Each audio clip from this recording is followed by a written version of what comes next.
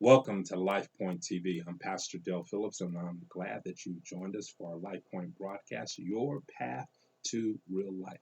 Listen, we need to push to a close and wrap up this series that we have started, dealing with trusting what you have received, what God has already uh, given to us, distributed to us, passed on to us through the process of the tradition, passing on what we need. We need to trust in what we have received from God. And I want you to hold on to that thought as we close this out. Take a look at Colossians chapter 2, 5, verse 9. Listen, in verse 9 it says, "For in him dwelleth all the fullness of the Godhead bodily."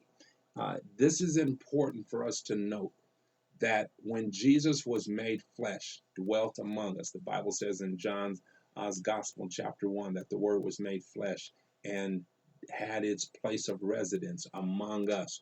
When he was made flesh, what we want to understand is that he was still completely God, or still had the presence, the power, the authority of God uh, embedded in him. Here, that is ratified, that's confirmed. It says, in him is the fullness of the Godhead bodily, in his physical body. Why is that important? Because we need to make sure that we understand that Jesus, when he came here to the earth, he was not partially God, he was completely God. So that whatever he would transfer, give to us, would not be a partial gift, it would not be a partial distribution, and perhaps we would have to wait to get the other part later.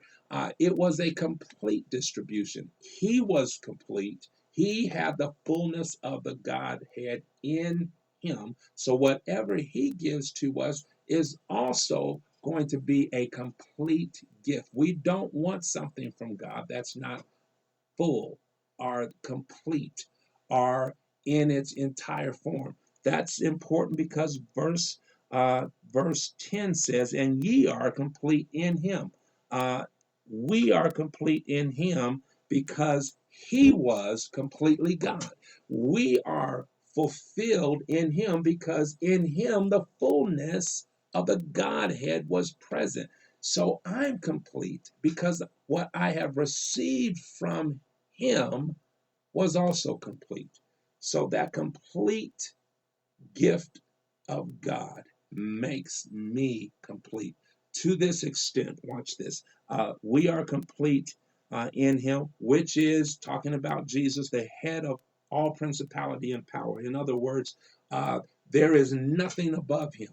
Principality means principate, from the word principate, the ark, the archangel, the one who is set above all other authorities.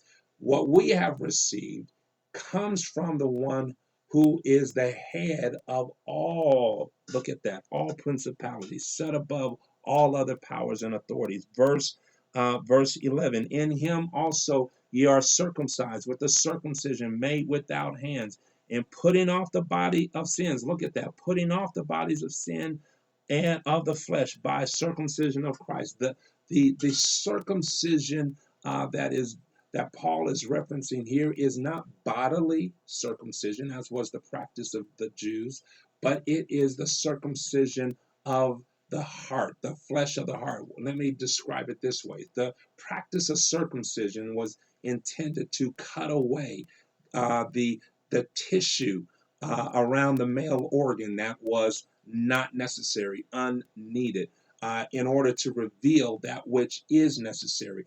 The spiritual circumcision that we go through is the process of God cutting away those things that are not needed, not necessary in us, in our life, in order to reveal, watch this, that which is necessary. There's somebody watching right now doesn't even recognize what God has already placed in you. You simply have to trust what you have received enough and to allow God to even dig into the places in your life and cut away those things that would prevent you from recognizing, from allowing what he's placed in you to be revealed. Man, we're out of time. I'm going to have to come back and finish this message. Don't you dare miss the close of this teaching. This is Pastor Del Phillips encouraging you to stay on the path that leads to real life.